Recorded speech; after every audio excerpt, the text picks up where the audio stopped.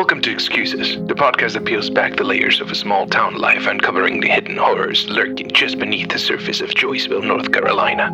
From the tale of a quaint little diner to the chilling corporate secrets of Blind Corp, this isn't your ordinary post-apocalyptic survival story. No, this is something much darker, much weirder, much funnier, perhaps. It's all from the perspective of the only survivor. You'll dive into a quirky, fragmented recollection of chaos and growing dread that led to Joyceville's downfall. Oh, and a little bit of warning before we get started. Excuse Us contains mature content intended for a mature audience. Strong language, and let's just say, a rather twisted sense of humor is intended. Listener discretion is definitely advised.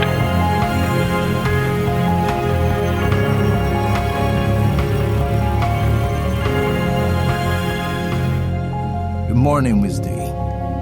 Good morning, Thomas. Rather you didn't use my name, Miss D. What difference does it make? You're both Wilson. If I start calling you both Wilson, I'm gonna start feeling like Tom Hanks. I don't get it. Anyway, we were able to recover some CCTV footage. Castaway? Excuse me? Did you see that movie? Castaway? Tom Hanks, he gets stranded on an island, okay? And he's left alone to survive by himself, and he befriends a beach ball that has the name Wilson written on it. Can't say that I have seen that movie. Sorry. As I was saying... I think he made another movie like that, but there was a robot, and he could talk. Yeah, he could talk. No, I'm not terribly familiar with Tom Hanks movies. That was a dog, I think, I don't remember the name of it, but I remember thinking, wow, what an actor to carry this whole thing by himself, you know? And over again, this is the third time. I don't know how many times this time, Des. Miss D. Yes. How long has it been? Since what?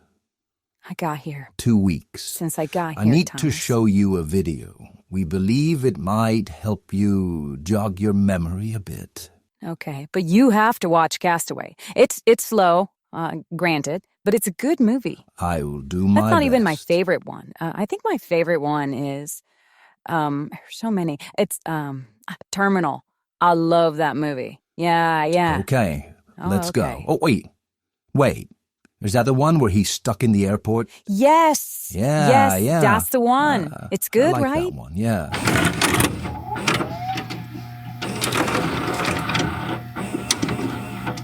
Good morning, guys. Good morning, Miss D. Morning. Miss D. Jolly good. Mm-hmm. Where's Dylan? I'm here, Miss D, Auntie. I'm sorry, Miss D. No, you left the back light on. Man. What's the matter with you? Yeah, I'm not feeling all that, awesome. You picked a terrible day to be sick, kid. Sorry, Auntie. I'm Miss D. Sorry, Miss D. It's all right. Just another day in paradise, am I right, kid? Yeah. Jolly good. I'm sorry, you're here, and I need you to get started moving all these boxes to the back. What are these? Those? That?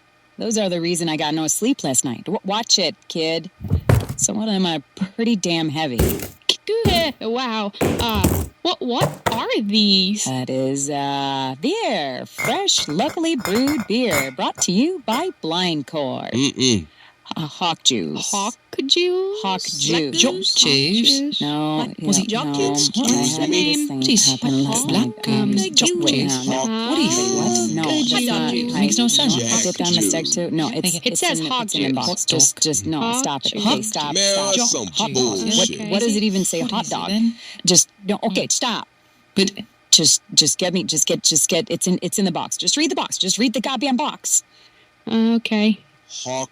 It says hog juice. It's a terrible name, and now our specials are half price. Yes, remember that, Pip. Due to no particular reason other than to push clientele to buy this hawk juice, of which we unfortunately have become overstuck with. Okay? Who's gonna want to drink hawk juice? No clue. No clue, but your paychecks depend on it. What? That's right. Yeah. They're apparently going to deduct if we don't sell as many words, but I don't understand the semantics of it, but they said we have to sell them.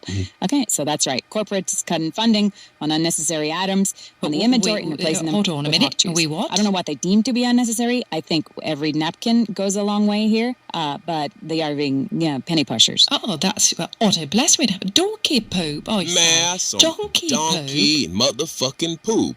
Donkey poop. Donkey poop is right. Apparently hot juice is fucking awesome. I don't know. I haven't tried it myself. Yeah, but how does this affect me? You know what? You can ask that twat right there. Bloody ridiculous. Right there. That's the motherfucker you want to ask. What a stupid name.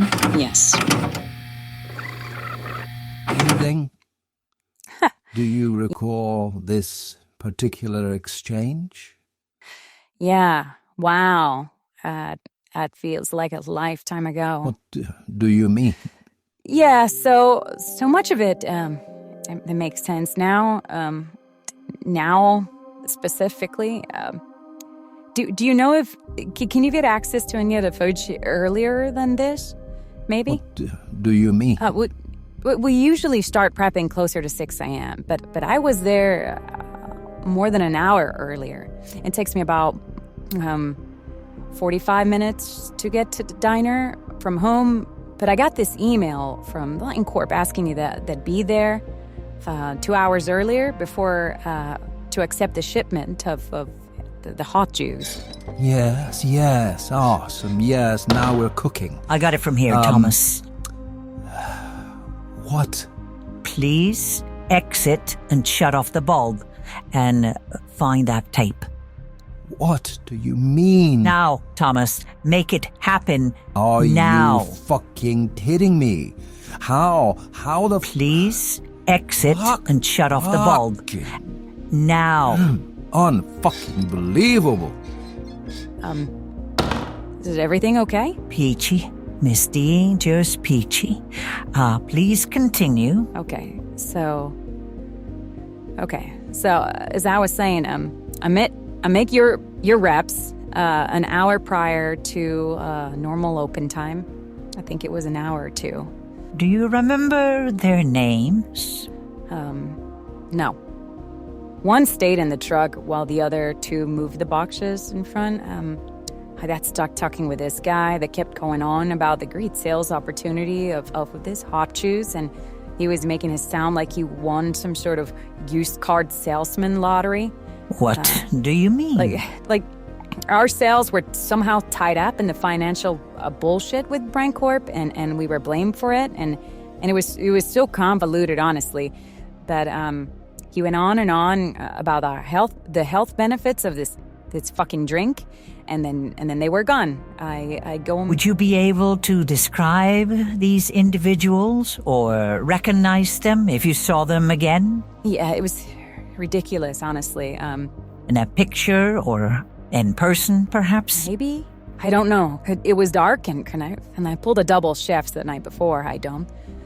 It was all so last minute. Anything else that jogs your memory from this video? Yeah. I mean, it was great seeing everyone again, even if it isn't this grainy footage, and it was sort of the last normal morning we ever had. Excellent, Misty. You're doing wonderful. All this is a great help. Could you perhaps talk to me about Sunvi Thompson? Waitress number 1. Her name was Sunvi Thompson. Had a backstory filled with twists and turns that shaped her into the person that she is today. Or was. She had long, flowing chestnut hair that framed her face, and her radiant smile had the power to brighten even the gloomiest of days. But beneath her cheerful exterior, she carried the weight of our recent breakup that lingered in her heart. Sunvi Thompson had always been a hopeless romantic, someone who believed in the power of love, much like Jerry Lewis and the News, and the idea of a happily ever after. She had fallen over heels for a charismatic musician named Adam, whose melodies had woven their way into her soul. They were inseparable for a while, He was also a freeloading son of a bitch. Always made the same joke. Water's free, right? Ha ha ha. And still got a full course meal, thanks to Sanby, who would pay with her tips. The man was a cunt. Their lives entwined in a whirlwind of passion and shared dreams and pure bullshit, honestly.